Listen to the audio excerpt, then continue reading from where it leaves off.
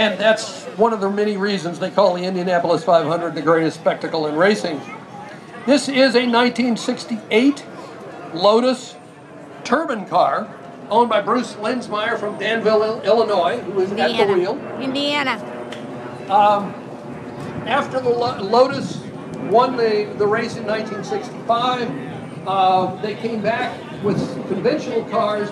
Andy Granatelli in 1967 came to the Speedway with a turbine-powered car, gas turbine-powered car.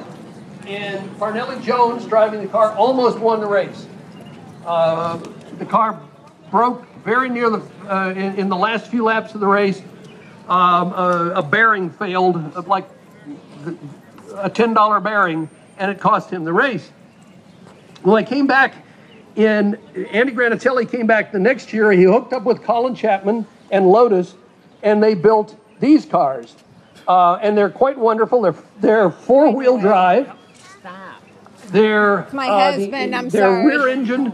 This is where the turbine is back here, and very hot. This is where the exhaust comes out. Sit down now. We got to relax. This was in an era before there were wings on cars, so the whole car is very wedge-shaped to give you downforce.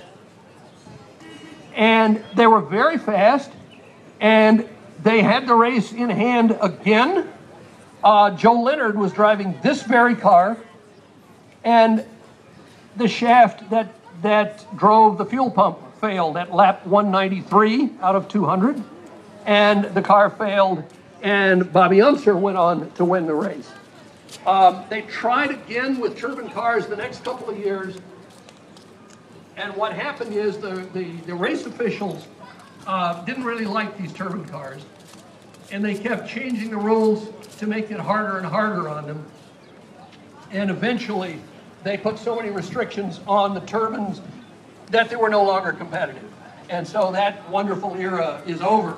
But we're delighted that some of them survive and that folks like Bruce have brought this one back to life.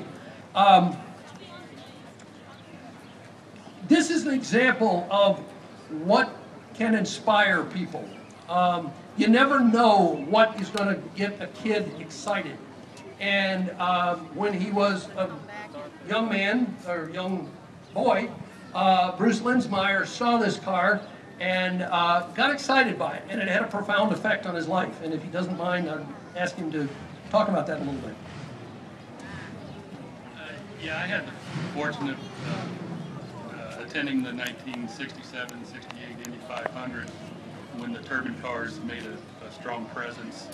And as a high school sophomore, they greatly influenced my life by getting me curious about turbine engines and just what they were all about. And so in later years, I maintained that curiosity, and then eventually in my adult life, I started my own business and still had that interest, and just chased down a turbine engine and found out more about it, and then I bought another one and traded for another one, and eventually turned it into business for me 25, 30 years ago. It's been a great career, so I have a lot to be thankful for from just that exposure to turbine engines at a very early age.